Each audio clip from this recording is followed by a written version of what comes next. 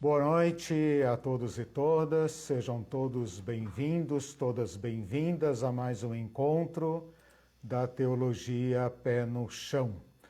Espero que todos estejam bem, tenham tido uma boa semana, apesar do frio e da chuva que Deus manda. Estamos todos aqui para mais um encontro. Eu estou usando um microfone novo, fruto das estrelas que vocês mandam. Gostaria que dissessem, tá aqui, ó. Gostaria que dissessem se o som está bom, se não está cortando nada, se vocês conseguem me ouvir bem. A Irene está aqui com a mãozinha dela. Oi, gente, estamos juntos. aqui, mão gelada. Mas vamos ter o nosso encontro. Essa aula encerra o tema da ressurreição. É claro que não esgota o assunto, mas eu acredito que nós dedicamos um tempo razoavelmente bom para abordar o assunto dentro da perspectiva do Antigo Testamento, de Jesus Cristo, a experiência de Jesus Cristo, o ensino de Jesus Cristo, a pregação da igreja e agora então a epístola, tomando como base o seu capítulo principal, que é o capítulo 15 de 1 Coríntios. Tudo bem aí, gente? O som tá legal? Vocês estão recebendo bem? Querem, por favor, dar um retorno ali para a Irene, dizendo se está bom, se estão ouvindo bem? Ótimo, estou vendo ali que estão ouvindo bem. O objetivo é que tenha melhorado a transmissão, né? E que vocês possam ouvir com maior qualidade. Digam também se conseguem ouvir melhor a voz da Irene. Aí nós vamos saber se o equipamento foi aprovado para a transmissão. Claro, você vai falar. Eu vou falar. Cultura do silêncio, não vige. Não vige. Gente, vocês estão me ouvindo? Vejam aí se você dá um dó maior aí. Porque tem gente que reclama, né? Que não ouve, que ama as minhas inserções. Exato. Se bem que teve um, né, que comentou ontem, que é melhor não ter participação, para não interromper a aula. Para não interromper a aula. O que vocês mas acham? as pessoas, É bacana vocês comentarem as pessoas vão aprendendo, né? Tipo assim, quiser comentar, comenta aí e pronto. Não precisa ninguém ler os comentários. Mas o regime aqui é democrático, né, irmãos? Eu publiquei essa semana um neologismo sobre sermão, né, dizendo que nem o sermão deveria ser monologal, né? Quanto mais essa aula, que é uma aula, né? Por isso eu me declaro sempre como professor e não pregador nem pastor. Bom, gente, nós estamos conversando sobre esses 3 temas, 3 capítulos, eu tenho dito, vida, morte e ressurreição. A cada aula eu falo para vocês sobre a complexidade de lidar desses temas. O tema da vida, porque nós estamos imersos nele, nós só conhecemos essa forma de ser. Sobre a morte só podemos falar à distância, porque, como disse Epicuro, e eu sempre repito aqui, quando nós falamos, a morte não está. Quando a morte estiver, não poderemos falar mais nada. Portanto, só podemos falar como experiência externa, né? Nunca por experiência própria. Ora, se esses temas são complexos, falar sobre pós-morte, invadir este profundo mistério do encerramento da vida para afirmar ou especular qualquer coisa é dificílimo e nós dependeríamos de alguém que pudesse nos dizer com autoridade, não por especulação, mas com autoridade sobre esta forma de ser que é completamente desconhecida para nós. Por mais que as culturas tenham sempre tido esta intuição de uma existência após a morte, a única fonte autorizada que nós podemos recorrer aqui é a de Jesus Cristo. Claro, eu falo como cristão, né? Os reencarnacionistas, espiritistas e diversas outras religiões, evidentemente, vão apresentar suas próprias fontes, né? Mas nós temos um privilégio à frente daquele dos judeus e dos muçulmanos, que são as religiões que também professam fé na ressurreição. Nós temos o privilégio de contarmos com uma experiência histórica e meta-histórica de Jesus Cristo, um homem como nós, que compartilhou a nossa natureza 100%, viveu, cresceu e morreu como qualquer de nós e que voltou da morte e deu provas, de acordo com as palavras de Lucas, incontestáveis por cerca de 40 dias, segundo Paulo, mais de 500 pessoas em diversas ocasiões, num espaço de 40 dias, de modo que nós temos, então, este testemunho histórico documentado. É claro que um testemunho histórico e documentado também vai depender de credibilidade.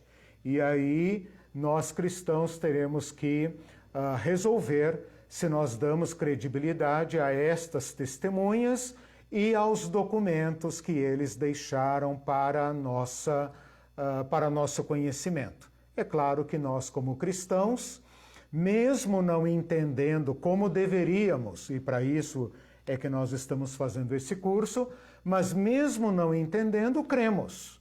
Todo cristão crê que Jesus Cristo ressuscitou dentre os mortos. Aliás, esta é a afirmação de fé mais fundamental, mais antiga. Romanos capítulo 10. Se em teu coração creres que Jesus Cristo é o Senhor e que Deus o ressuscitou dentre os mortos, serás salvo, né? Olha como esta fé, esta nossa confissão de fé, esta nossa afirmação é fundamental no sentido mais extremo e radical da palavra. Fundamento, ou seja, sem Jesus Cristo e sem Jesus Cristo ressuscitado, crucificado e ressuscitado, não há cristianismo. Bom, nós temos falado então sobre isso e agora vamos para 1 Coríntios. Eu fiz uma abordagem a partir do versículo 35 e hoje então vamos retomar a partir do versículo 50, tá? Até o 58. Então, só para recapitular, na aula passada, aula 13, né? Por coincidência, né? Não tem nada a ver, eu não sou numerólogo, então o número não quer dizer absolutamente nada, né? Mas na aula 13 eu comecei esta abordagem de 1 Coríntios 15, cobrindo os versículos 35 a 49. 35 é múltiplo de 7, 49 é múltiplo de 7, também não quer dizer absolutamente nada, né?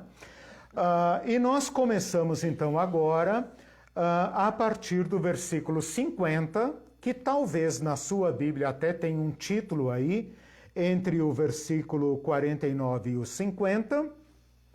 Independentemente de ter título ou não, fica claro que Paulo encerra uma ideia e começa outra ideia. Todo estudante da Bíblia deve ser capaz de reconhecer no fluxo do texto quando uma ideia é encerrada e quando uma ideia é retomada e iniciada.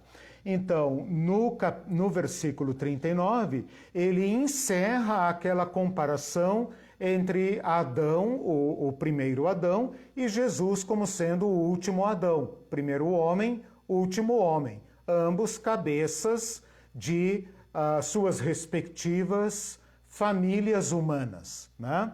E ele termina então com conclusão. Assim como, é uma frase conclusiva, assim como trouxemos a imagem do que é terreno, devemos trazer também a imagem do celestial, ponto. Encerrou aqui.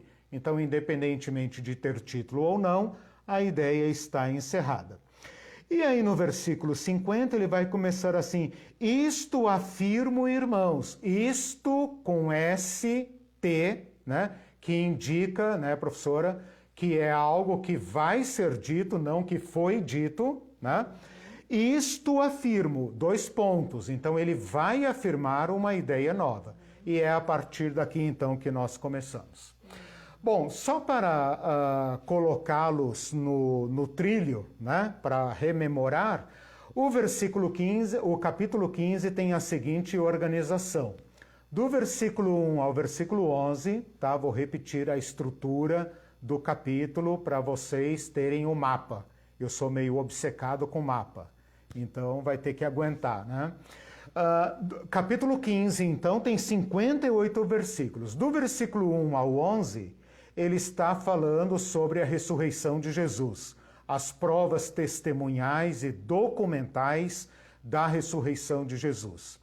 Do versículo 12 ao 19, do 1 ao 11, ressurreição de Jesus. Tá. Eu não sei se eu vou fazer de novo. Tá, tudo bem. Do 12 ao 19, tudo bem, vocês apenas acompanhem aí, por favor, tenham uma Bíblia em mãos, né? Do versículo 12 ao 19, ele mostra as consequências práticas de negar a ressurreição de Jesus. Ele fala, olha, não tem cristianismo, não tem fé, não tem pregação, não tem evangelho, não tem nada se Jesus não ressuscitou.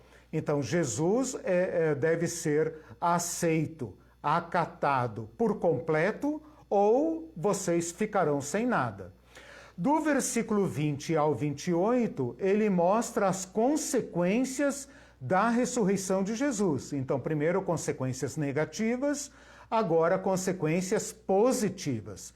Porque Jesus Cristo ressuscitou, então nós também temos esperança. Se Cristo não ressuscitou, não temos nada. Comamos e bebamos, que amanhã morreremos, como todo mundo. Uma vida meramente animal. Mas se Cristo ressuscitou, então nós temos uma evidência histórica de que um homem, um humano como nós, venceu a morte. E ele, então, é o primeiro fruto de uma nova colheita. E esta colheita são aqueles que professam fé no Cristo ressuscitado. Dos versículos 29 ao 34, ele mostra mais alguns argumentos derivados da vida cristã, as implicações que tem a fé na ressurreição para a vida cristã, e então, a partir do versículo 35, nós entramos na nossa aula 13, tá? Então, no versículo 35 tem uma pergunta que se desdobra em duas. E a pergunta é a seguinte: como ressuscitam os mortos e em que corpo vêm? Ele começa usando algumas analogias da planta, da semente e da planta, analogia do mundo animal, comparando os diversos tipos de carne, e depois uma analogia cósmica, comparando os diversos tipos de corpos do céu, corpos no sentido de astros, né? E a partir dessas 3 analogias ele faz algumas conclusões a respeito do corpo da ressurreição. Corpo da ressurreição. Embora ele esteja falando em corpo espiritual, não é corpo fantasma, é corpo governado pelo Espírito de Deus, pela comunhão com o Espírito de Deus. Isso vai então até o versículo 34. Do versículo 45 ao 49, ele faz uma outra argumentação, agora não baseado nas analogias, mas baseado nas Escrituras. E ele compara então a criação de Adão com a encarnação de Jesus, a queda de Adão e a vitória de Jesus. Então, Adão é alguém que cai na morte e Jesus é alguém que nos eleva de volta à vida. Com isso, então, eu fiz aqui uma rápida recapitulação do que nós tratamos até às 8 horas e 40 minutos, né, 9 horas, né, e 40 minutos da sexta-feira passada. Vamos então para a nossa perícope de hoje. Eu vou tomá-los pela mão, né, e guiá-los por cima desse texto para mostrar a estrutura. Dica de professor e dica de estudante das Escrituras. Quando você for estudar um trecho, né, tecnicamente chamado de perícope, um trecho das Escrituras, é bom você fazer uma leitura, analisando a pontuação, a divisão dos versículos, as ideias e tal. Neste texto aqui, nós temos a seguinte estrutura. Dos versículos 50 ao 53, ele está falando da transformação dos corpos. O corpo natural, esse que eu e você temos, e aquele que os nossos irmãos falecidos tiveram, e a transformação que será necessária para assegurar a nossa participação no novo céus e nova terra, ou seja, no reino de Deus, no reinado de Cristo, ok? Então, dos versículos 50 ao 53, ele está tratando desta transformação necessária para nos adaptar, nos habilitar a um novo ambiente, o ambiente da plena presença de Deus. Nos versículos 54 e 55, aliás, até 56, ele explica como isso implica na nossa vitória sobre a morte.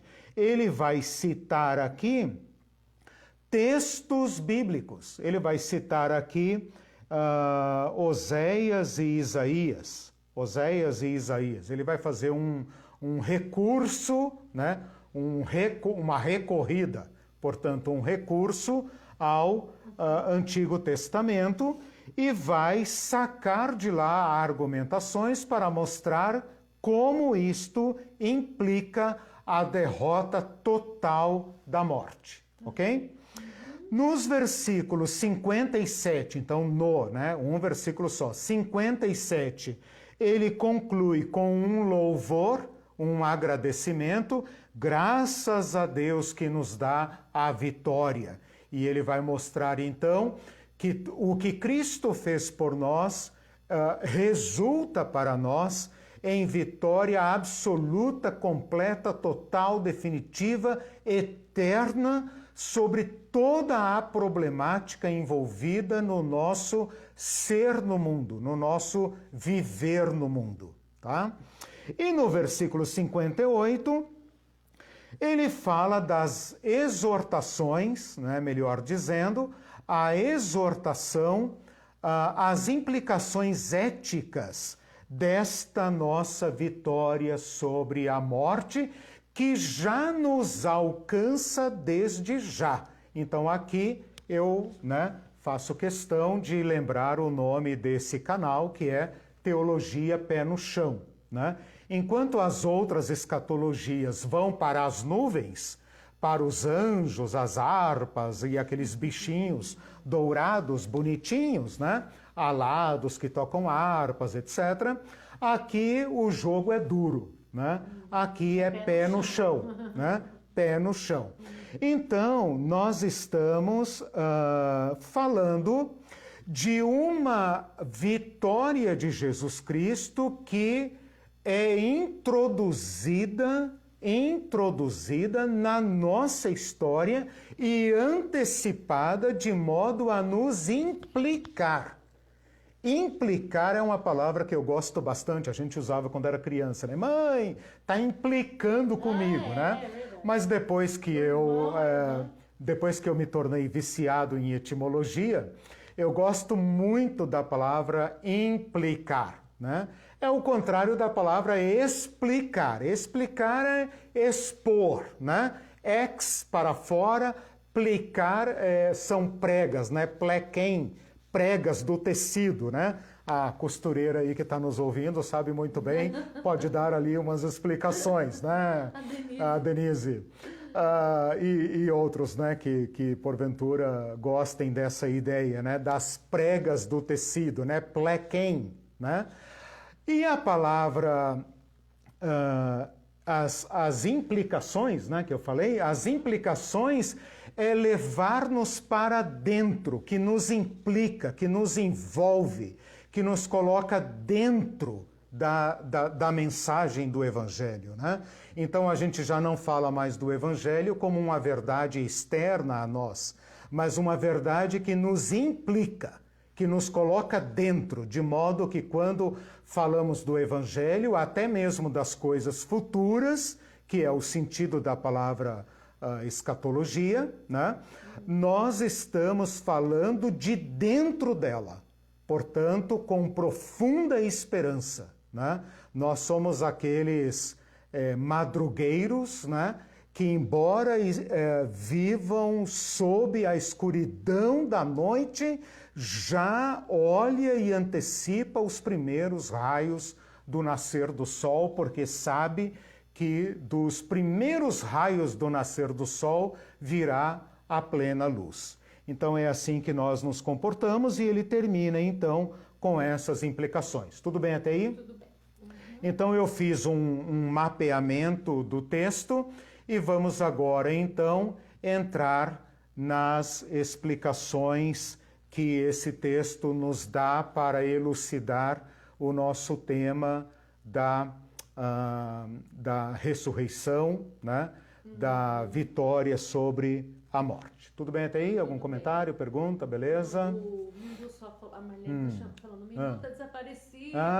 Isso será aí. que ele é mais um dos desinscritos do canal? Não. Aí ele disse assim, não, estou sempre pegando as aulas pelo podcast, baixo as aulas e assisto mesmo sem sinal. Ótima ferramenta. Isso, legal. Então, gente, quem não consegue, mesmo sem sinal, isso. olha só. Aproveito aí essa deixa do Mindu para lembrar que nós temos o canal no podcast, tanto no, como é que é, no Anchor e no Spotify, né?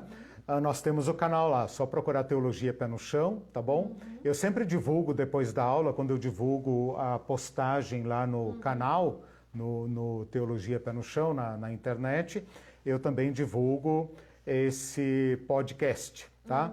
De modo que eu cerque vocês por todos os lados. Para ninguém deixar de ressuscitar, né? Isso. Por falar em canal Teologia Pé no Chão, hoje houve a estreia, né?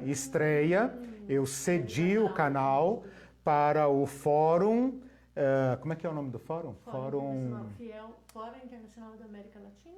Não, é Fórum... O Fórum... É um fórum que nós estamos realizando, vejam lá. É fiel. Fórum Internacional Evangélico. O fórum que está funcionando lá, em que diversos irmãos, inclusive eu, vou fazer uma participação amanhã, estaremos falando lá, começou hoje à tarde, vai amanhã o dia todo, diversos palestrantes do Brasil e de fora do Brasil, por isso é um fórum internacional, e termina no domingo pela manhã. Então, eles fizeram hoje a primeira transmissão online, né, usando o nosso canal. 12, então, né? E que horas que você fala amanhã? Usando diversos canais. Amanhã eu estarei falando às 10h45. E daí domingo de não 10h45. Aula, gente, no final eu falo sobre isso, eu não anunciei ainda, mas nós vamos ter uma mudança na programação de domingo. Bom, vamos lá então. A partir então do versículo 50, Paulo vai dizer o seguinte: isto afirmo, irmãos, que carne e sangue não podem herdar o reino de Deus, nem corrupção herdar a incorrupção. Então, Paulo aqui retoma a pergunta do versículo 35, dizendo como ressuscitam os mortos.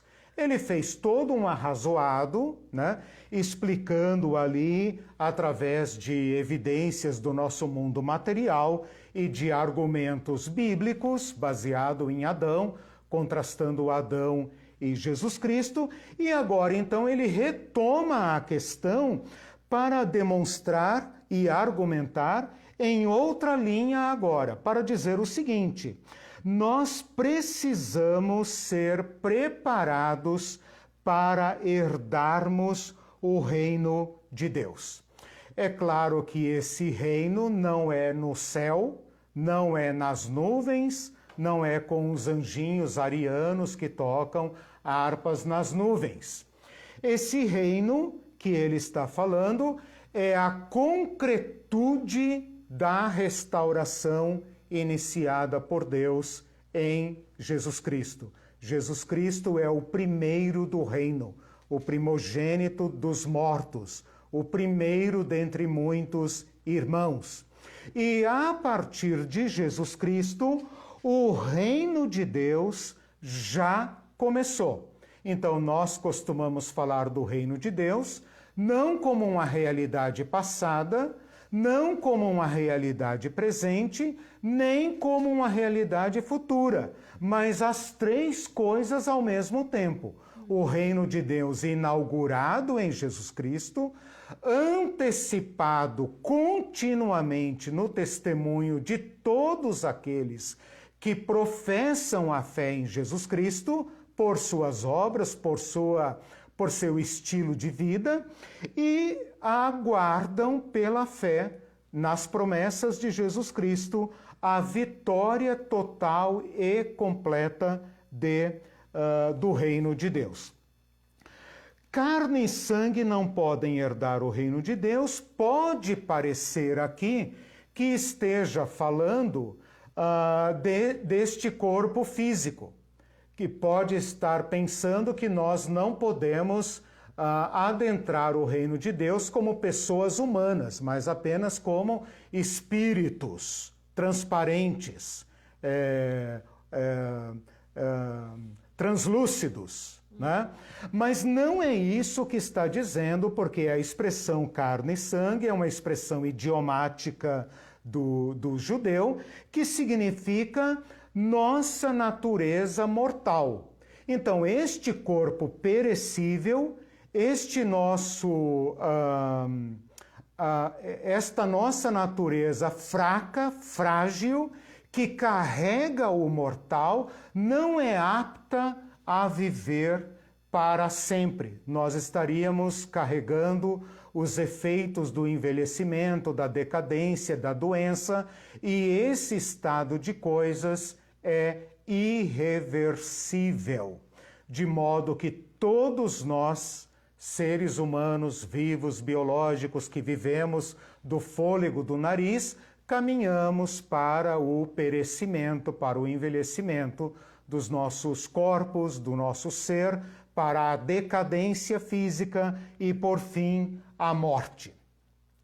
Mas o que Jesus está dizendo, o que Paulo está dizendo aqui, né, por meio do que Cristo fez, é que a presença de Cristo em nós desativa em nós o poder de matar. Já inseriu em nós a semente da vida das eras, a vida eterna. E, portanto, ele vai terminar dizendo lá no versículo 56 que a morte é para nós, vejam lá no versículo 56, a morte é para nós como uma abelha sem ferrão. Ela não pode mais fazer nada conosco, assim como uma abelha sem ferrão não pode mais picar e envenenar alguém.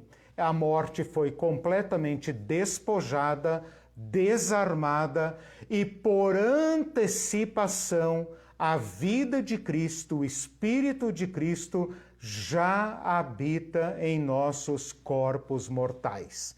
Portanto, a semente da vida eterna, não a imortalidade, mas a semente da vida eterna já está incerta, não incerta com C, incerta com S, inserida em nossa vida por meio do Espírito Santo.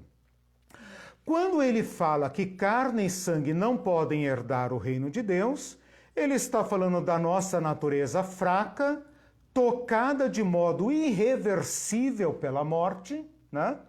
E a nossa corruptibilidade. Preste atenção que ele está falando aqui em corrupção e incorrupção, não no sentido moral, embora, evidentemente, uma das coisas que nos torna inaptos para o reino de Deus é a nossa corrupção moral. Mas nesse contexto, o que está em evidência não é o aspecto moral. Quando se fala aqui em corrupção e incorrupção, está se falando da deterioração física, material do nosso corpo físico. Está falando deste ser que somos, de tudo em nós que envelhece. Não é apenas a minha matéria orgânica, mas todo o meu ser, minha mente, meus olhos, todo o meu ser por completo. Não se trata sequer do corpo físico, mas de todo o meu ser que sofre os efeitos de uma corrupção. O que é corrupção, senão rupção, rompimento?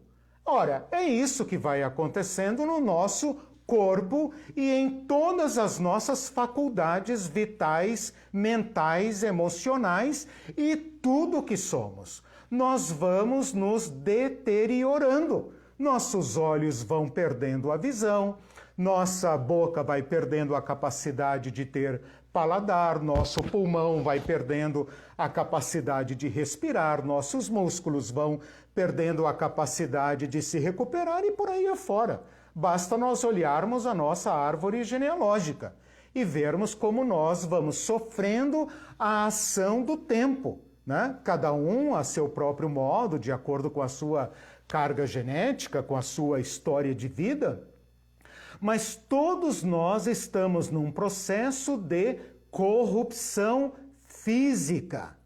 Corrupção física. A palavra vem de romper. O que é romper?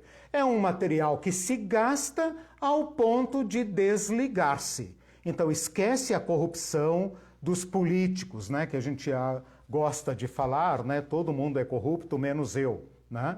Mas não é nesse sentido que nós estamos falando aqui, porque aqui Paulo está enfrentando nos coríntios gregos não a imortalidade, mas o desprezo pelo corpo. E é no nosso corpo que nós experimentamos mais agudamente o processo de envelhecer, o processo de deteriorar-se, de perder capacidade vital.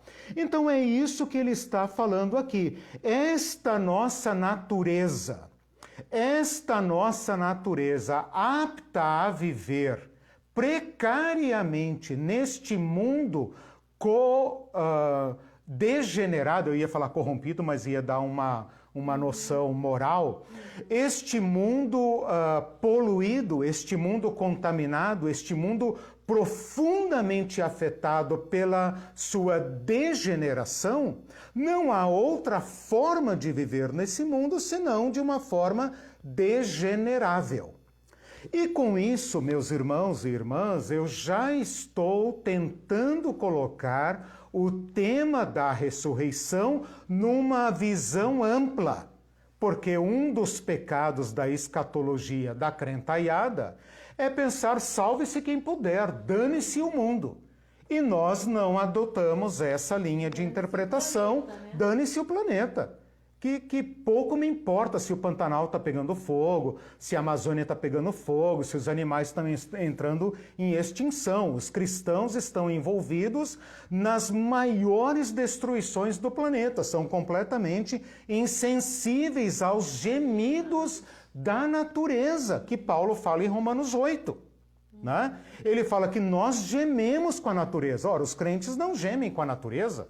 Eles acham que isso aqui é para gastar mesmo, é para detonar mesmo, porque nós vamos fugir daqui. Parece aquele filme... Exatamente. Como é que chama aquele filme do robozinho Wall-E, né? Aquele robozinho que fica aqui, porque todo mundo foi para uma nave espacial e o mundo virou um grande lixão, né? Quando nosso filho era pequeno, a gente acompanhava ele no cinema e a gente assistia esses filmes maravilhosos, né? Que bom que tinha uma criança para a gente não passar vergonha entrando no cinema para assistir filminho infantil. Bom, isso que ele está falando aqui então, nosso estado de coisas, nesse nosso modo de viver, não estamos aptos a tomar posse da nossa herança. Qual é a nossa herança? O céu azul? Qual é a nossa herança? As nuvens da Nova Jerusalém? Não. Novos céus e nova terra. Portanto, a ressurreição do nosso corpo, ou a transformação da nossa natureza, faz parte de uma redenção universal. E Paulo aqui, então, está tratando apenas da questão corporal. Na primeira parte, na aula passada, ele falou do corpo incorruptível. Então agora você já sabe o que é um corpo incorruptível. Um corpo que não sofre os efeitos da deterioração. Um corpo que não sofre degradação, como ele fala ali, em desonra, né? Uma pessoa que vive muitos anos, que passa dos 80, 90, 100 anos, vai carregar inevitavelmente a sua fraqueza estampada em cada centímetro quadrado do seu corpo. Porque o seu corpo está perdendo a força vital, né? A expectativa de vida aqui no Brasil está em torno de 72, 74 anos, não chega a 80 com certeza, isso é média do primeiro mundo, do hemisfério norte, né? Mas todos nós que passarmos dos 75 anos e 80 anos, saberemos que estaremos sofrendo a deterioração do nosso corpo, a perda da capacidade vital. Ele fala também de um corpo espiritual e não pense aqui no corpo gasoso. Não pense aqui no corpo fantasminha que flutua, brinca de atravessar portas e mesas, aparecer e desaparecer. Não é disso que ele está falando. Ele está falando de um corpo psíquico, que é o corpo que nós temos hoje, que é animado, ânima, né? É um corpo almado, animado, ânima e alma são a mesma palavra, por um corpo pneumático. Os mecânicos vão dizer, pô, lá vem, que isso, né? Não, pneumático não é isso, é que a palavra grega para espírito é pneuma, né? Um corpo governado pelo Espírito Santo. Eu até falei na aula passada, seria como um celular que está ligado continuamente à usina de Itaipu. Quer dizer, não tem a menor possibilidade de ele descarregar a sua bateria. Então, aqui eu começo a contestar a ideia da imortalidade para colocar a ideia bíblica teológica correta, que é eternidade, mas uma eternidade que nós herdamos. Nós não somos eternos por natureza. Nós herdamos, a palavra que é herdar o reino de Deus, onde não há morte, onde não há a perecibilidade, né? E agora, então, ele está falando desse corpo transformado. A ênfase agora está na transformação do corpo. Em 1 Tessalonicenses, que eu já abordei naquele pequeno curso do arrebatamento, ali o foco está no povo que estava morto e é ressuscitado, né? Aqui ele vai falar dos vivos. Então vamos ao versículo 51, tá? Vamos ao versículo 51. Quer dizer, antes de entrar no 51, eu coloquei um esqueminha aqui, só para mostrar a estrutura do versículo 50, que é assim: carne e sangue não podem herdar o reino de Deus, tá? Tá lá, ó. Carne e sangue não podem herdar o reino de Deus. Nem a corrupção, ou seja, o corpo perecível, herdar o reino incorruptível, imperecível. Então, se a gente desdobrar essa frase num paralelismo completo, que é uma estrutura redacional hebraica, ficaria assim: carne e sangue não podem herdar o reino de Deus. Assim como corrupção não pode herdar a incorrupção. É uma frase em paralelo, né? Não pense aqui na corrupção dos políticos, nem na corrupção do mercado, da bolsa de valores. Não é a corrupção moral que está em vista aqui, é a corrupção física. É este corpo nosso que está em deterioração, está em processo de envelhecimento, cujo fim é o colapso, é a morte. O que é a morte, senão o colapso do nosso organismo biológico e físico, né? Então veja, a palavra carne e sangue está para o reino de Deus, né? Depois você experimente colocar essas duas frases uma embaixo da outra. Coloca assim, carne e sangue não podem herdar reino de Deus. Embaixo, corrupção não pode herdar incorrupção. Então, se você fizer uma análise desse paralelo, você vai chegar à seguinte conclusão. Carne e sangue, natureza humana, perecível, degradável, está para o reino de Deus, assim como o corruptível está para o incorruptível, tá? E carne e sangue está para a corrupção, ou seja, essa corrupção é a corrupção que a carne e sangue sofre, assim como o reino de Deus está para a incorrupção. Certo. Assim como o reino de Deus já começou, a nossa vida eterna já começou.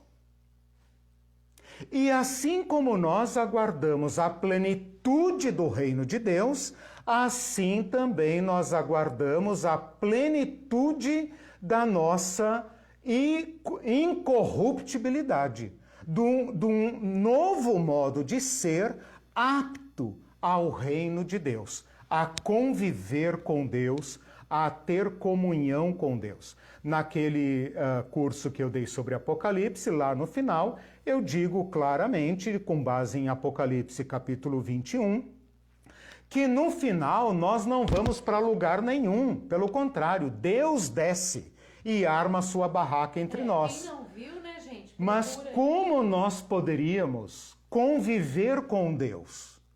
Quem pode ver a face de Deus com esta carne, com este corpo, que não pode olhar sequer para o sol na sua força, não pode contemplar um eclipse?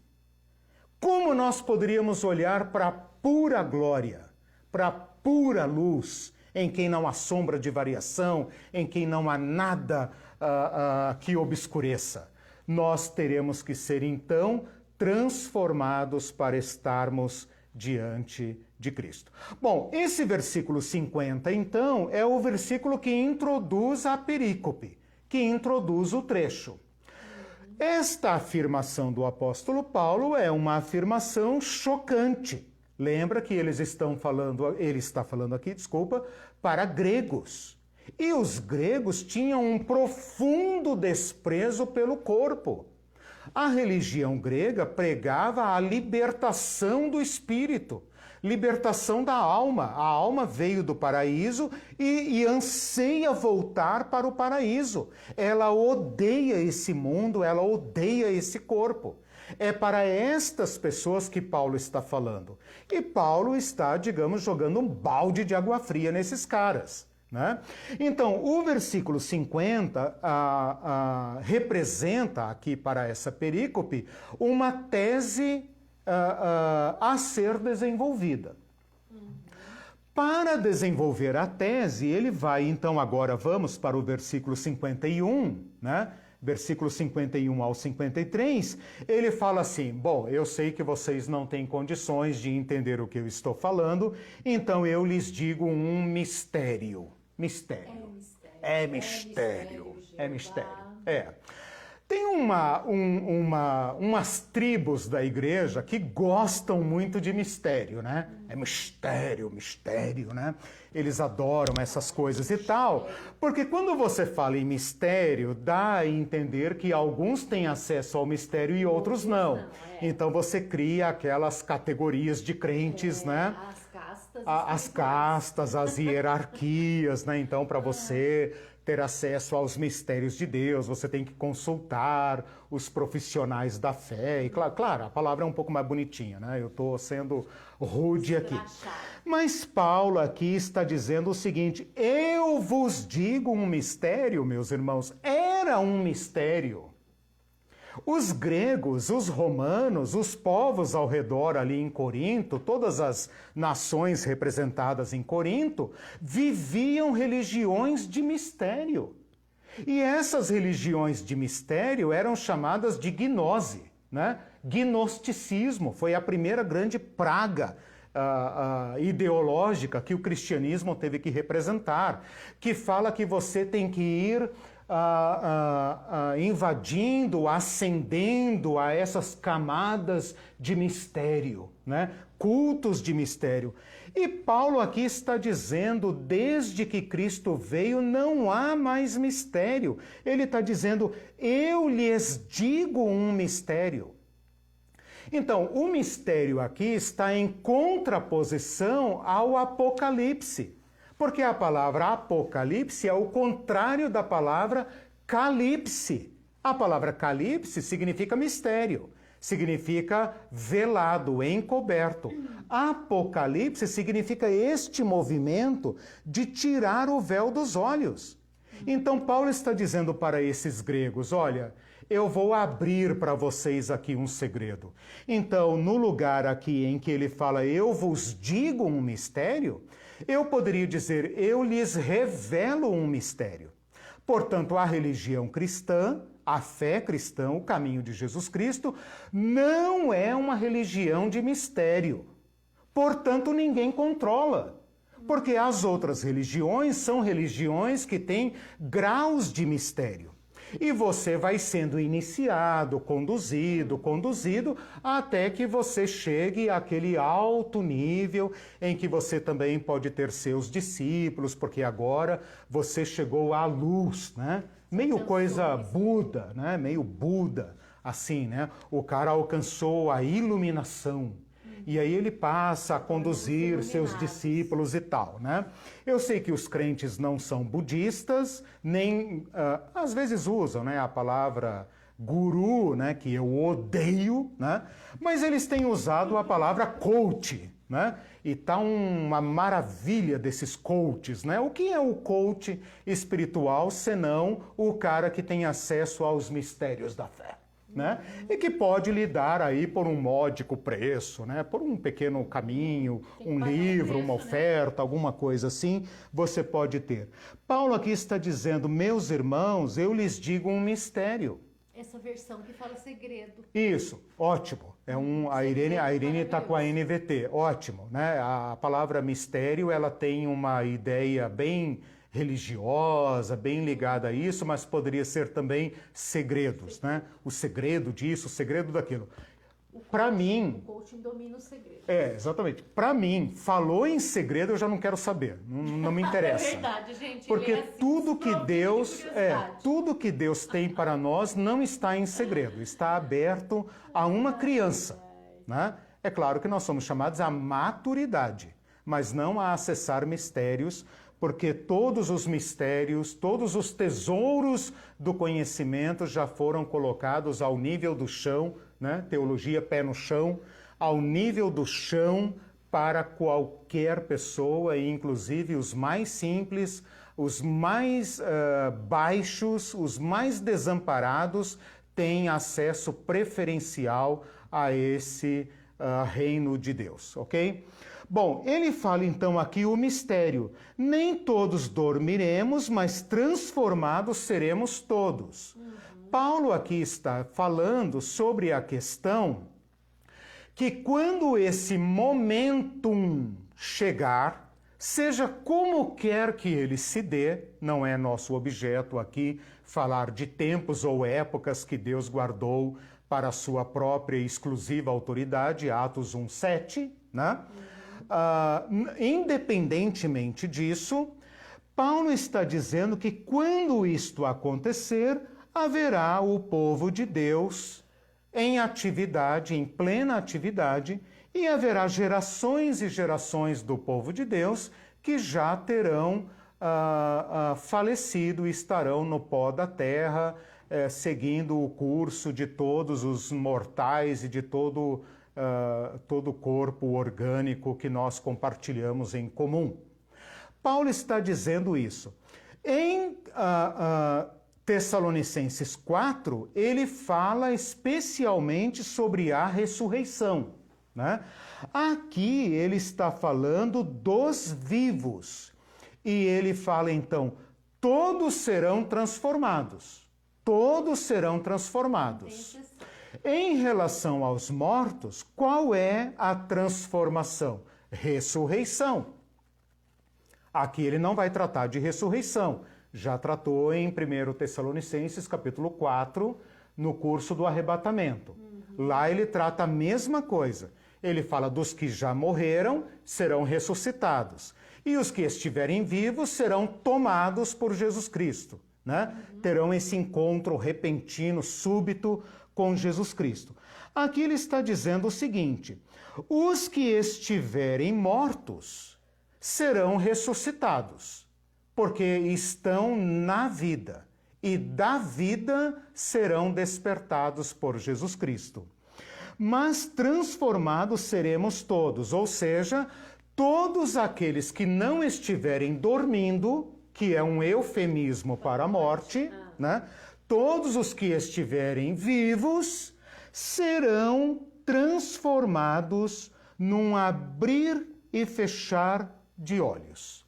Paulo aqui está dizendo o seguinte: este nosso corpo, que foi descrito na aula passada, num corpo corruptível, corpo de desonra, corpo de fraqueza, corpo anímico, psíquico, anímico, precisa passar por uma visão de Jesus para ser preparado para este novo ambiente. Jesus nos adaptará ao novo ambiente. E é muito curioso pensar que ele fala no início do versículo 52, num momento, num átomo, a nossa Bíblia, como diz a tua Bíblia, versículo 52? Um instante. Num piscar de olhos. Num piscar de olhos. A minha Bíblia fala, a revista atualizada, num abrir e fechar de olhos.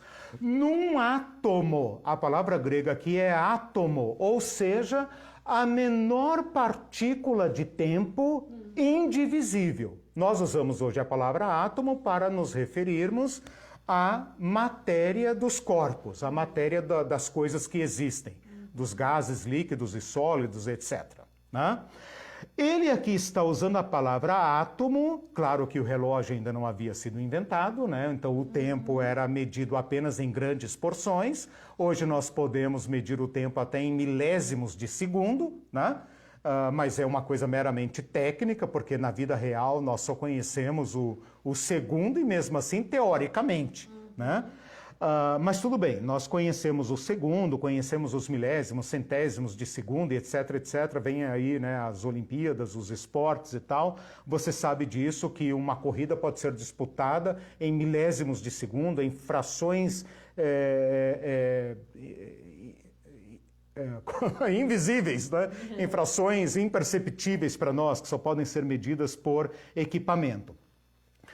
Mas, de qualquer forma, sem ir muito longe, o que ele está dizendo aqui é o seguinte: que as pessoas vivas neste momento, aquelas que passarem pela experiência do escatom, nem perceberão o fenômeno. Nem perceberão o fenômeno. Assim como eu estou piscando os olhos várias vezes durante a palavra, e você também está piscando, sem se dar conta. Sem se dar conta. De modo que nós falamos, foi de repente, num piscar de olhos. Quando a gente usa essa expressão, tanto o apóstolo Paulo como hoje, nós, na nossa linguagem que não é de precisão cronométrica, né? Mas é de uma precisão prática. Quando nós falamos, mas foi num piscar de olhos, você está dizendo que quando você deu por si, já havia acontecido. Porque nós não vivemos numa frequência de tempo tão diminuta ao ponto de tomarmos consciência de cada segundo. Pelo contrário, nós tomamos consciência de certas porções de tempo, né? Ah, já está na hora do café, está na hora do almoço, tal hora eu vou assistir tal coisa, né? E tal. Então a nossa mente funciona com decurso de minutos. Isso nós conseguimos processar. Segundos não, né? A não ser o atleta da Olimpíada, o corredor de Fórmula 1, nós não tomamos conta de segundos, né? A menos que seja um caso muito específico.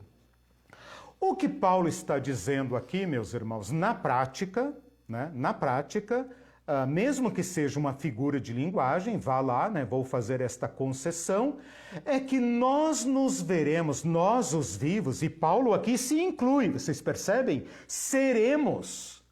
Ou seja, esse momento é tão incerto que Paulo se coloca entre os vivos e fala nós os vivos.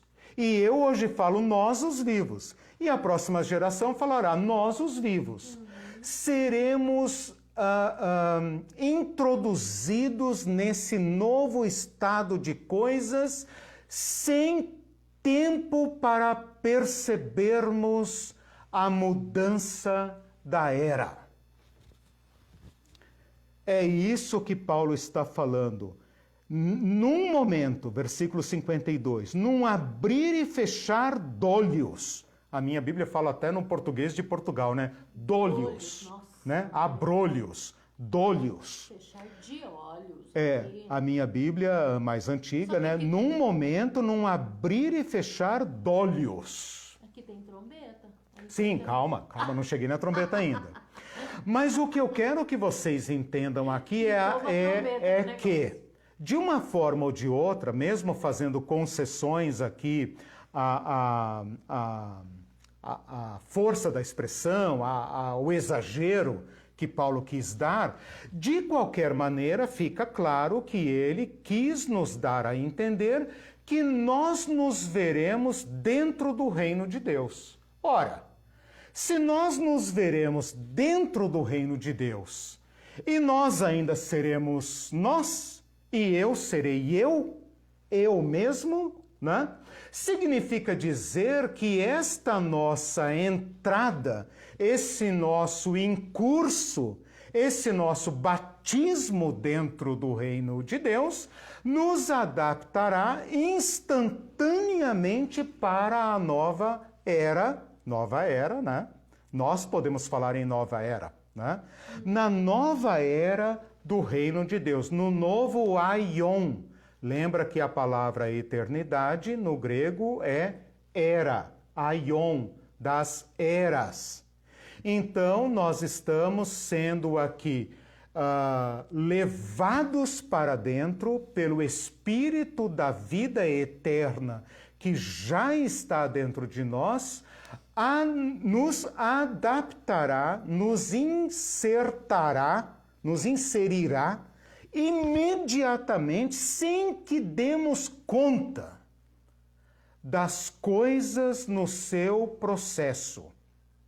E Paulo então vai dizer agora na trombeta: ao ressoar da última trombeta, a trombeta soará, os mortos ressuscitarão incorruptíveis e nós seremos transformados. Está fazendo aqui o mesmo que ele fez em 1 Tessalonicenses, de trabalhar com dois grupos possíveis de pessoas. Aqueles que já faleceram e aqueles que porventura estiverem vivos, nós ou a próxima geração, que estivermos vivos, quando esta última trombeta soar. Não, irmão, não vai soar trombeta. A trombeta é uma figura de linguagem.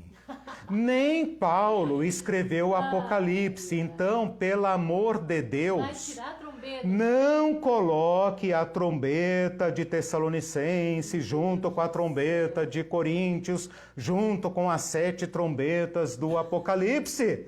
Porque se você juntar tudo isso, já não é mais uma trombeta, é uma banda. Trata-se de uma figura de linguagem. Eu sei que tem gente ouvindo sons no céu, eu sei disso, né? Tem nuvens, tem pessoas ouvindo barulho, etc, etc. Esqueçam, trombeta para nós. Onde tem trombeta para nós, hein? Eu, em toda a minha vida, só conheci trombeta num pequeno serviço militar que eu tive que passar, graças a Deus durou só 6 meses, porque eu não morava na capital, morava no interior, né? E então eu servi o tiro de guerra, mas graças a Deus passou rápido, né? Nada contra os militares, por favor, é que este que vos fala não tem aptidão para a vida militar, né? Não me adequo facilmente ao regime. Então, na nossa tropa, né, tinha um corneteiro e ele então fazia o toque, eu aprendi, né? De repente, se alguém tocar a trombeta, eu até ainda sei que passos e que movimentos tem que fazer. Mas ao ressoar da última trombeta, a trombeta soará e os mortos ressuscitarão incorruptíveis, olha aí, incorruptíveis, e nós, os vivos, seremos transformados. O que Paulo está querendo dizer aqui é, há um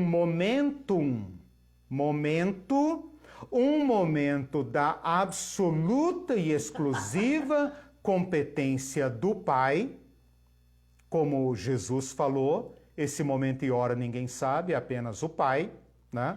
É um momento que escapa completamente à nossa competência, mas nós temos a garantia de que a vida de Cristo em nós, por meio do seu Espírito Santo, se tornou para nós, mortos ou vivos, semente de vida. Acho que você tem que dar e uma que pausa. Ao haver este sinal de Deus, que fazia sentido para o povo antigo, mas não faz sentido para nós, ok? E o sinal só é sinal se ele puder ser interpretado por aqueles que ouvem, né? Se você vir exato. Se você vir uma fanfarra ou uma parada militar, né? Qualquer pessoa que use trombeta para conduzir ou para emitir ordens, você vai ver que ao toque da trombeta, a tropa fica em sentido, descansa, apresenta a arma, vira à direita, vira à esquerda, etc, etc, etc.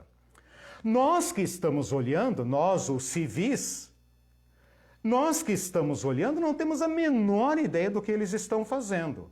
Portanto, meus irmãos, a trombeta é uma figura de linguagem. Ela entra aqui apenas para dizer que Deus comandará o escatom da história e nenhuma vida se perderá.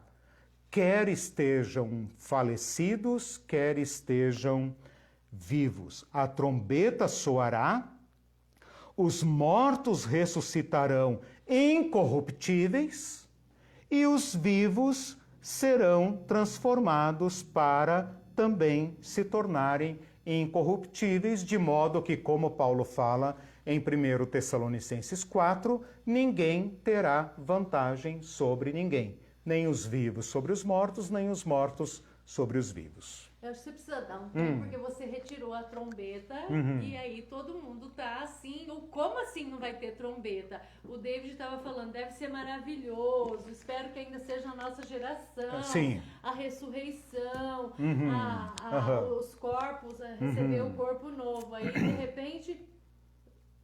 eu sempre acreditei nas trombetas do David. Aí a Tatiana, quase todos. Aí a Denise, como assim não vai ter trombeta? Não tem trombeta. A trombeta é um instrumento de comunicação e a comunicação só tem sentido se eu, por exemplo, se eu toco uma trombeta para a minha tropa, esta comunicação sonora só tem sentido se emissor e receptor estiverem aptos a saber o que é que está sendo dito, né?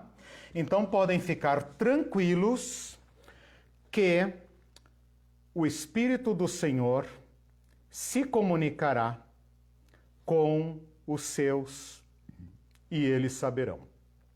Isso é o que importa. Nós não somos soldados, a maioria de nós nunca viu uma banda de perto, a não ser, né, sei lá, desfile militar, né? A maioria de nós nunca passou por fanfarras, de modo que para nós, se tocar qualquer coisa, eu nem sei dizer que instrumento é. Diferentemente de uma pessoa que tem treinamento não apenas para tocar, mas para se comunicar por meio de um instrumento, né? Comandar ordens, comandos. Um corneteiro pode comandar uma tropa sem usar a voz, né? Na minha tropa, nós tivemos o privilégio de ter um aluno, um soldado, que sabia manusear esse instrumento, né? Todos os outros de nós tínhamos que gritar na garganta, né? E foi lá que eu descobri o meu gosto pelo poder, né? Fazer 100 homens marchar para lá, para cá, para lá, para cá, para cá, ao som da minha voz, cara. Que maravilhoso, né? Eu achei até que eu tinha dom de liderança. Foi bom, cara. Foi bom. Ah, é o dom de liderança. Mas bastou, né? Bastou, nunca mais. Viu, o pessoal tá rindo aqui, mas aí agora vai dar para continuar, porque o David eles já estão aceitando. Aí ele falou, kkk, vamos sem trombetas mesmo, o importante é subir com Deus. Ô, David, só que daí você sobe, mas desce. Não sei se você assistiu o curso lá. No arrebatamento ninguém sobe, irmão. Ninguém sobe. Então vai ter que assistir. Aí a Marlene falou, assiste as aulas vai de ter Apocalipse. Assista o curso de arrebatamento, acho que são 4 aulas, né? 4 ou 5 aulas. Gente, quem não assistiu, ó, tem todas as extensões aí, tá? Tem céu, inferno, arrebatamento. Esse curso é apenas reforço, né? Anexos do curso do ano passado, que foi Apocalipse Pé no Chão, né? Dei aula sobre inferno, sobre céu, sobre arrebatamento, curso, gente, né? Etc. Tem mais uns comentários. O Mindu diz, a dupla alucinada ainda está no topo do dedo de Deus com a trombeta? Ah, sim. Pois é. O dedo de Deus é lá na minha cidade, né? Eu sou paulistano, mas eu morei alguns anos da minha adolescência. Inclusive servi o tiro de guerra lá em Teresópolis, onde fica a montanha chamada Dedo de Deus, lindíssima. Mas que dupla, né? que tá falando? Mas uma dupla desses aí que caça, né, chifre em cabeça de cavalo, desceu lá de helicóptero no pico do dedo indicador do Dedo de Deus. Eu não sei, cara, vamos ver o que deu aquilo lá, né? Vai ser mais um rico maluco, né, que vai passar vergonha e vai sair de fininho, né? Mas são essas coisas tristes, né, que nos descolam do chão, né? Quando Jesus está nos chamando para a vida do reino, né? E como eu falei no início, repito aqui, nós vivemos a eternidade por antecipação. Jesus e Paulo tratam a ressurreição como evento passado. E nós já temos a vida das eras.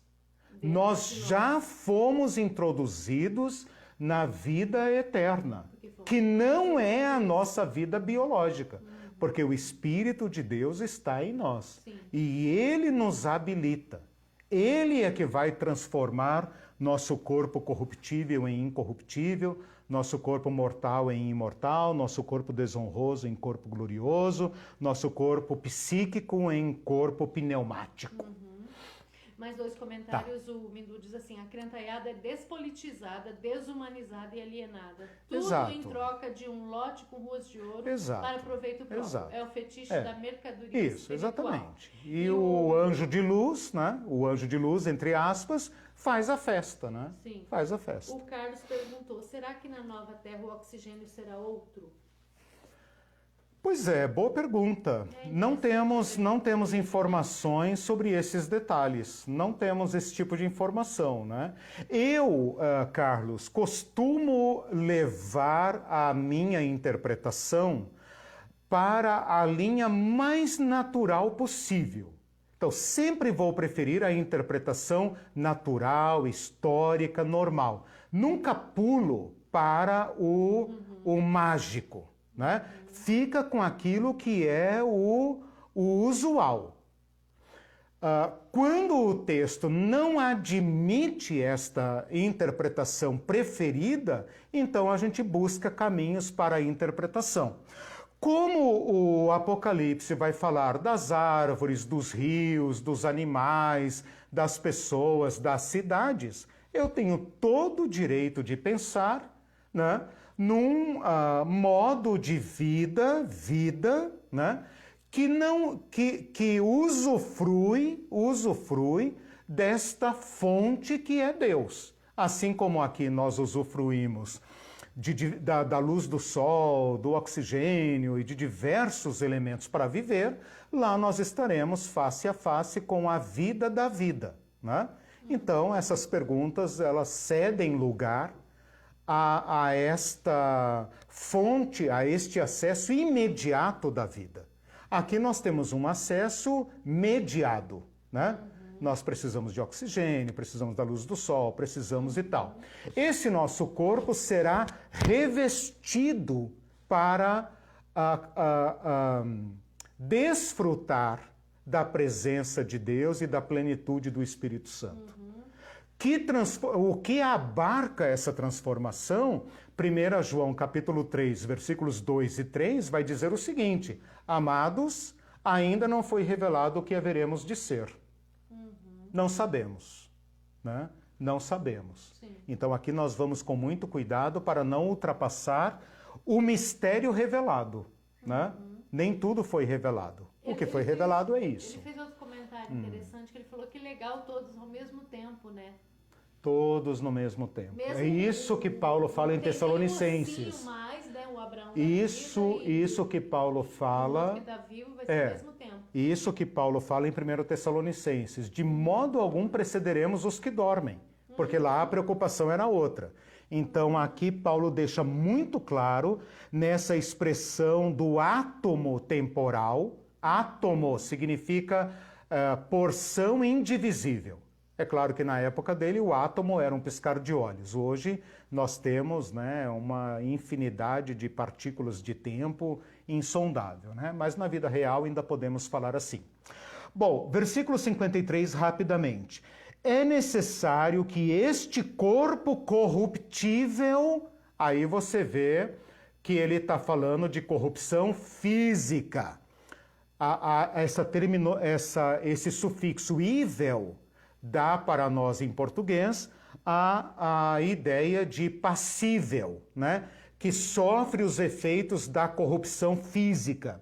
Então, é necessário que este nosso corpo degenerável, degradável, envelhecível, morrível, né? Seja revestido da incorruptibilidade. Paulo aqui está usando a ideia do vestir-se. E que o nosso corpo mortal seja revestido de imortalidade. Aqui fala bem simples. Tá. Fala, nosso corpo mortal precisa ser transformado em corpo imortal. Imortal. Só isso? Não, mas antes do imortal. Ele fala duas frases, versículo 53. Pois nosso corpo mortal precisa ser transformado em corpo imortal. Só isso. Nossa, então ele simplificou muito. Porque no grego, aqui, aliás, nas nossas Bíblias mais antigas, e no grego com certeza, é uma frase dupla. É necessário que este corpo corruptível seja vestido, então é como se o nosso corpo estivesse nu. Agora ele vai ser vestido de incorruptibilidade, de um novo atributo, uma nova capacidade.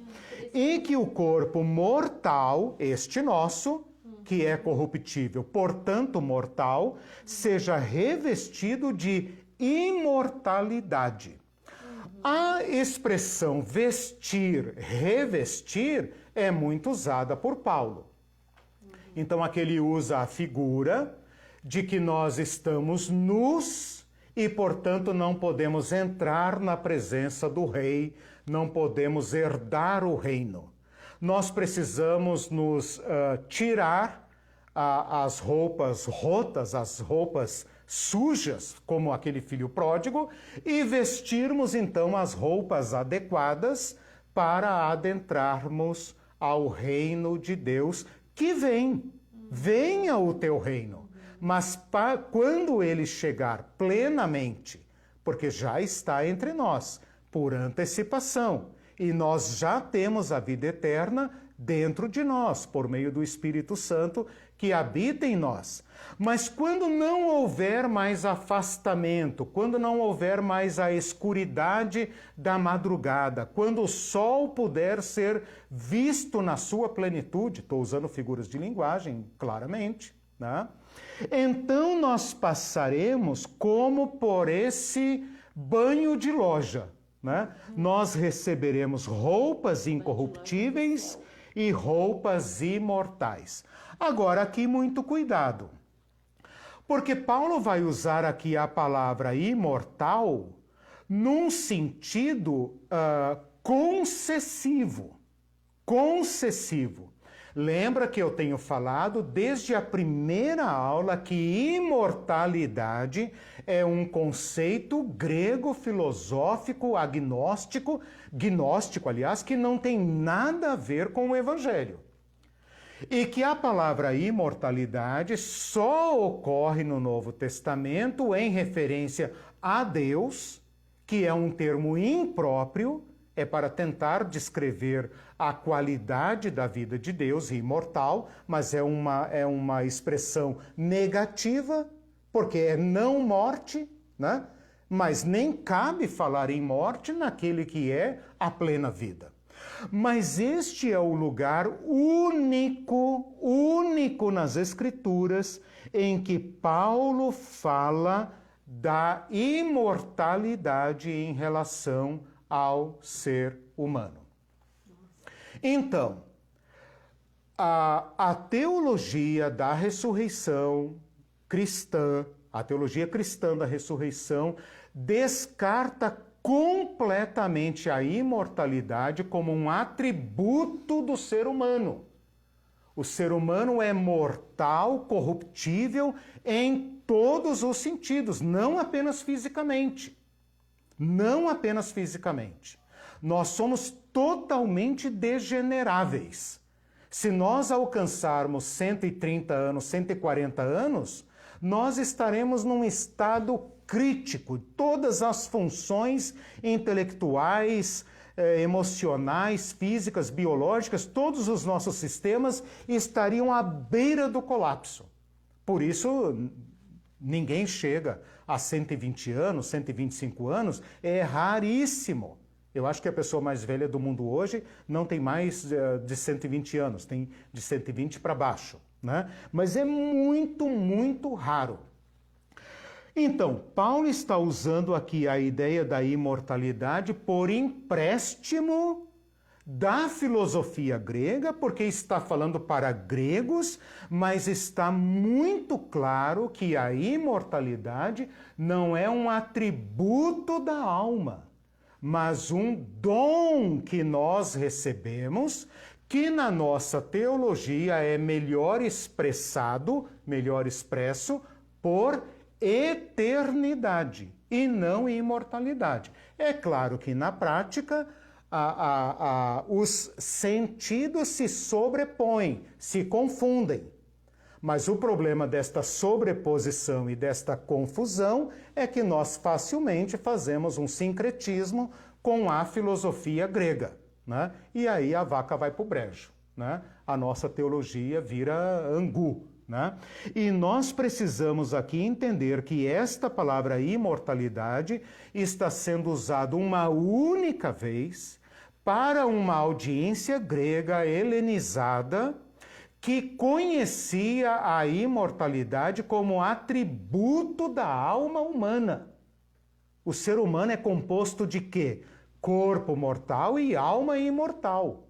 E isso entrou pesado, por exemplo, na nossa teologia ocidental, católica, evangélica e tudo mais. Eu estou aqui afirmando para vocês categoricamente, com a autoridade da teologia, da hermenêutica, da exegese, da interpretação, que a imortalidade é citada apenas nesse caso por empréstimo, para que os gregos entendam que nós receberemos algo como imortalidade. Mas a palavra melhor é incorruptibilidade, ou seja, não sofre as ações, o tempo, a natureza, esse estado de coisas, esse novo Éden, não incide sobre nós no sentido de nos degenerar, de nos enfraquecer, de nos envelhecer. Nós seremos um corpo capacitado a se renovar infinitamente. Nós seremos como aquele celular, né, ligado na usina de Itaipu, cuja energia é inesgotável, porque Deus é eterno.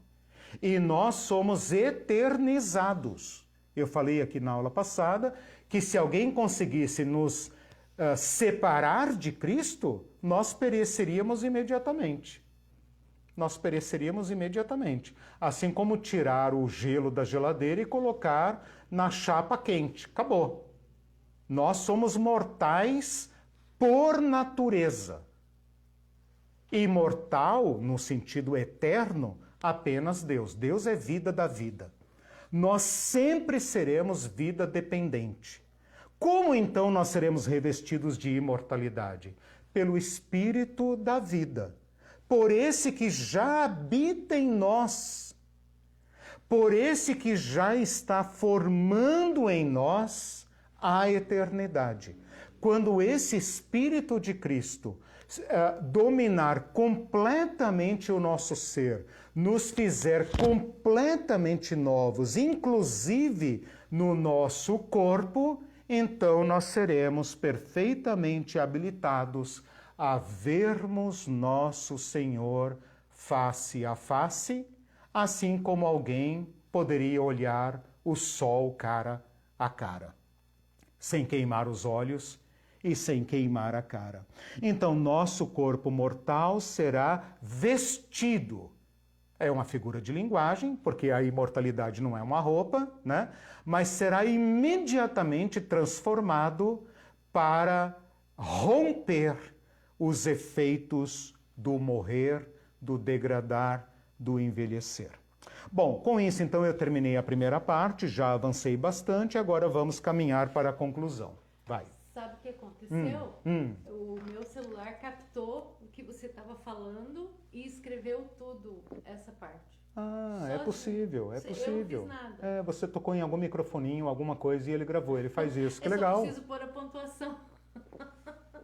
Toda essa parte ele... Você pode pôr até depois, fazer uma revisão, abre o comentário, beleza. Descobrimos uma função nova aí, legal. Talvez porque meu som tá bom, não sei, ele ser. pegou. Gente, tá. então eu vou revisar depois, tá? Não, tá, a Irene vai colar aí, puxa vida. Depois eu tenho que fazer a revisão também, né? Vai que eu falei alguma coisa que não pode ir pro ar. Bom, versículo 53, então, explicou como seremos transformados. Como seremos vestidos. E aqui tem um jogo muito interessante entre ser eu mesmo e ser eu novo. E isso é maravilhoso, né? Quem está em Cristo é nova criatura. Mas é parcialmente novo, porque as coisas velhas ainda não passaram. Esse é o drama de ser cristão. Esta é a dor de ser cristão. É ser chamado pela vida e carregar no seu ser o enfraquecimento, a morte, a tristeza, o abatimento. Mas dentro de nós já pulsa a vida de Cristo. Por meio de quem? Por meio do Espírito Santo. Então, somos nós mesmos e, no entanto, somos novos. Seremos de fato nós mesmos, porque estaremos, como ele disse aqui, na imagem do celestial. Então, essa imagem corrompida de Deus em nós, essa imagem distorcida de Deus em nós, essa imagem que às vezes quase é apagada em nós, será vista em sua plenitude. E então eu que fui denominado Eliseu por papai e mamãe, saberei de fato quem eu sou. Terei luz da luz e saberei quem eu sou. E João fala, esta é a vida eterna, que te conheçam. Conhecendo a Ele, conhecerei a mim mesmo. Estarei ligado a Ele, já não haverá obscuridade, não haverá medo, não haverá nada que nos mata, nada que nos joga de um lado para outro. Porque como João fala, 1 João 3, 2, né? Nós o veremos, nós o veremos. E João 17,3 fala, e esta é a vida eterna, que te conheçam, e a Jesus Cristo a quem enviaste.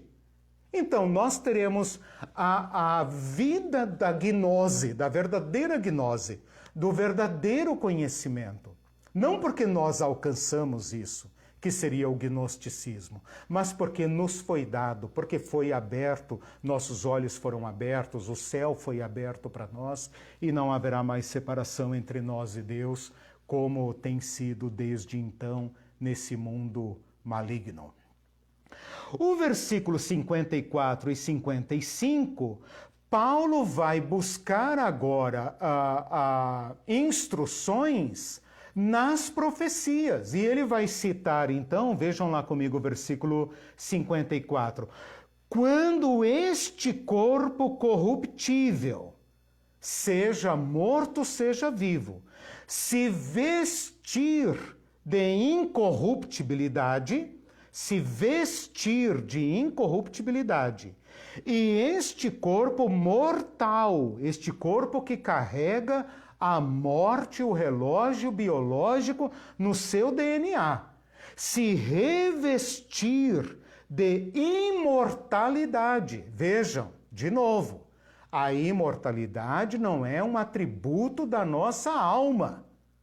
Nós vivemos inteiro e morremos inteiro. Mas, por obra de Cristo, a vida eterna dele nos vestirá.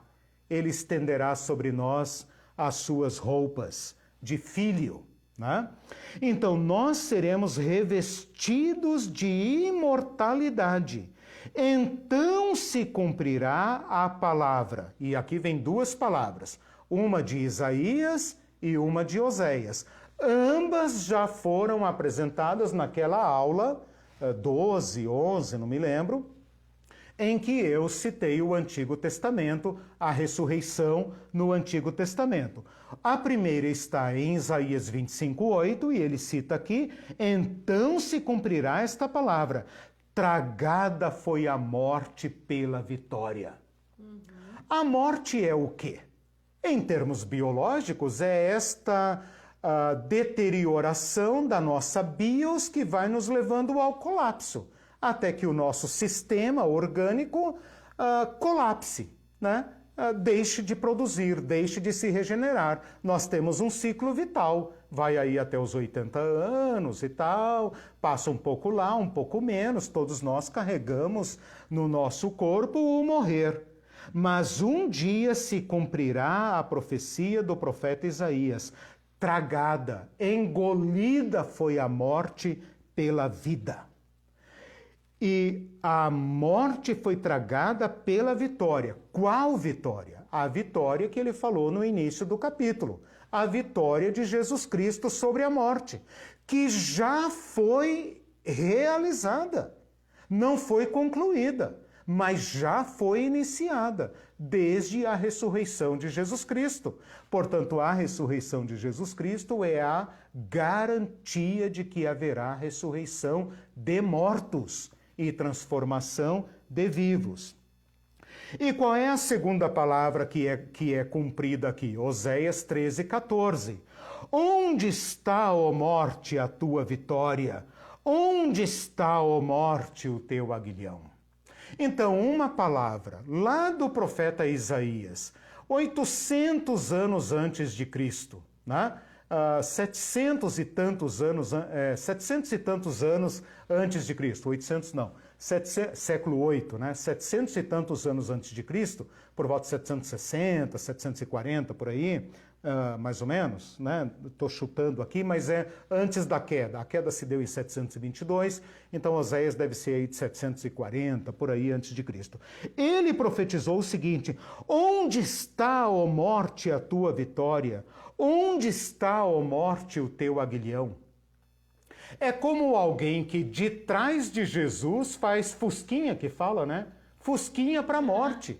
Está provocando a morte aqui. É o mortal escondido atrás da vida, revestido das roupas da vida, do reino de Deus, dizendo: ô morte, vem me pegar aqui, quero ver se aqui você pode e tal. Onde está, ó morte, a tua vitória?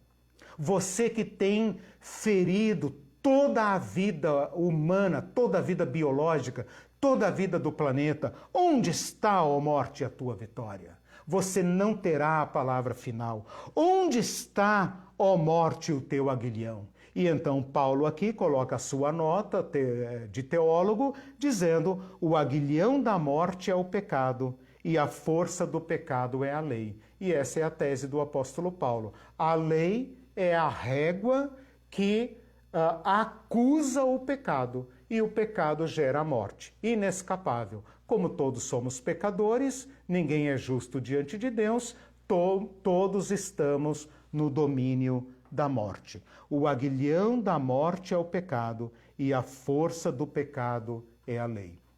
Então, nesta perícope, nós vimos como que Jesus Cristo venceu a morte. Lá no versículo 26 falava assim: o último inimigo a ser destruído é a morte. E fala: nós ainda não vemos todas as coisas a ele sujeita. A morte continua matando. E matando todo tipo de pessoa. Rico, pobre, bonito, feio, alto, baixo, natural, estrangeiro, crente, ateu, perverso, bondoso, todo mundo. Ninguém escapa. Mas Paulo antecipa o brado da vitória. Onde está, ó morte, a tua vitória? Onde está, ó morte, o teu aguilhão? Porque Jesus Cristo nos libertou do pecado e, portanto, nos libertou da acusação da lei. E então agora o apóstolo Paulo vai dizer: a morte é para nós como um marimbondo sem ferrão. Ele não tem mais nada para nos ferir. Ele é como um animal que não pode mais nos atacar, não pode mais nos dominar. Quando nos tocar, porque o nosso corpo é mortal, o que ele vai fazer é aquilo que a terra faz com a semente. Semeia-se em fraqueza, ressuscita-se em força. Semeia-se em desonra, ressuscita-se em glória. Semeia-se corpo anímico, não anêmico, anímico, psíquico, ressuscita-se corpo pleno da vida.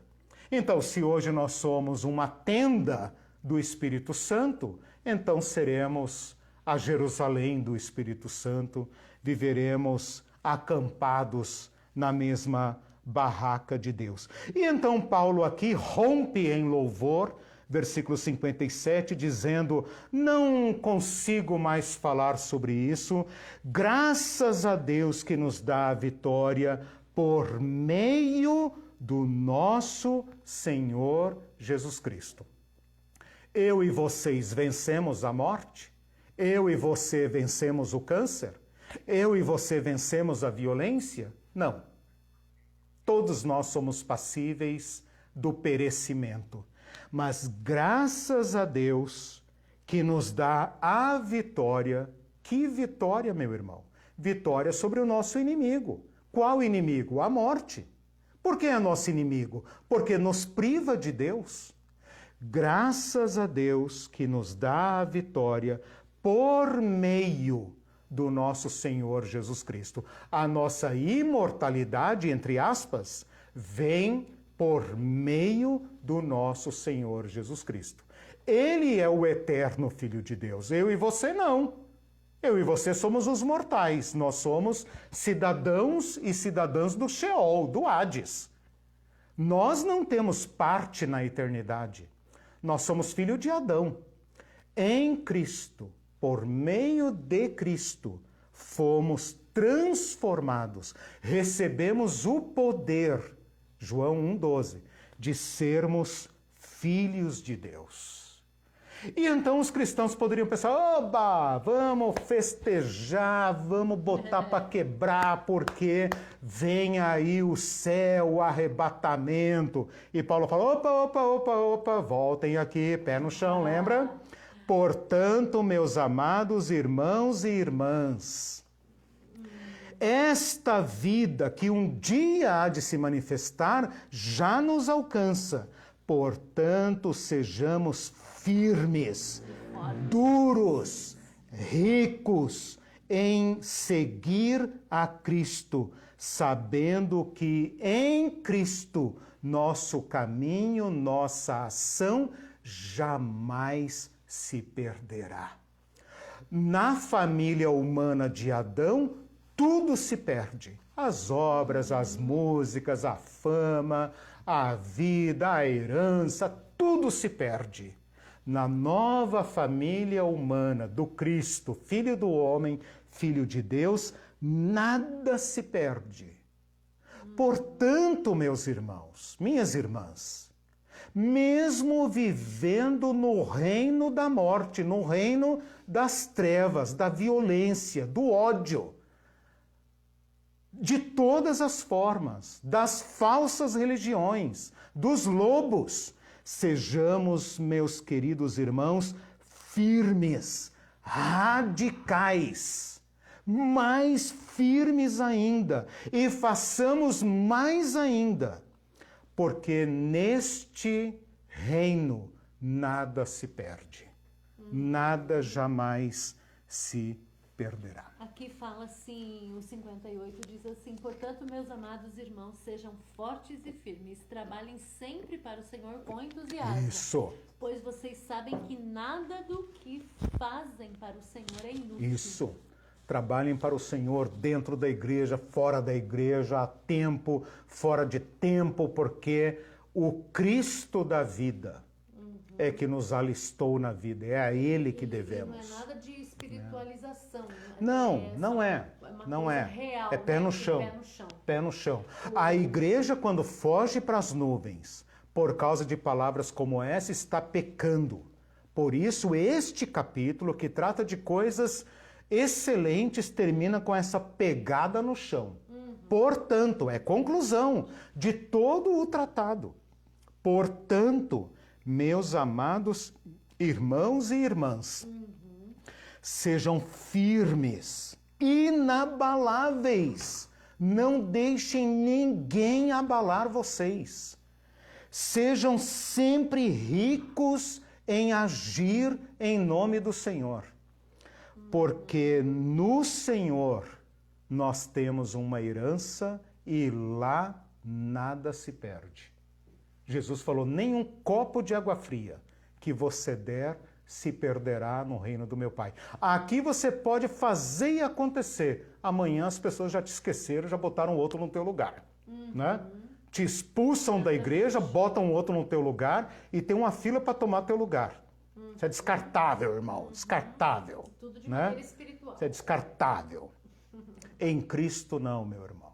Cada palavra, cada ato, cada serviço ao próximo, cada gesto de amor é eterno. Perguntas, comentários? Sim, os últimos, tá, porque é o nosso... já estouramos, né? Hoje eu estourei tudo aqui. Estourei tudo. A Ana Mar, tô achando o Eliseu muito mais animado hoje. Empolgado, na verdade. Pra mim ele sempre... Acho que é um microfone, viu? Deve ser um microfone aqui que é novo. Eu tô com o microfone aqui na lapela. Obrigado, Ana Mar. Cláudio Fuentes mandou estrelas, muito obrigada, Cláudia. O Mindu fez um comentário bem interessante aqui. Tem que prestar atenção. Ó, quando sou, a morte não é. Isso. Quando a morte é, já não sou mais. Nunca encontramos a morte. Isso. A ressurreição nos faz ser novamente e a morte deixa de ser. Bonito, Isso, né? exatamente. Ele Vitória resumiu. sobre a morte. Aí ele pegou a Ele ideia do pegou a linha. Epicuro, Pegou. né? E aplicou-a na teologia. Muito bom, exatamente. Esta é a vitória sobre a morte. Não é porque nós temos uma alma imortal. É pela comunhão nossa em amor com o eterno. O eterno. Não vou nem falar imortal porque não cabe o para eterno. Deus. Pra O Deus eterno. não cabe. Aham. Aí eles estão falando de esperança aqui, aí a Tatiana diz, com Sim. tudo que já passou e já se viveu, parece não ser possível esse momento, mas Exato. isso nos enche de alegria e esperança. Exatamente.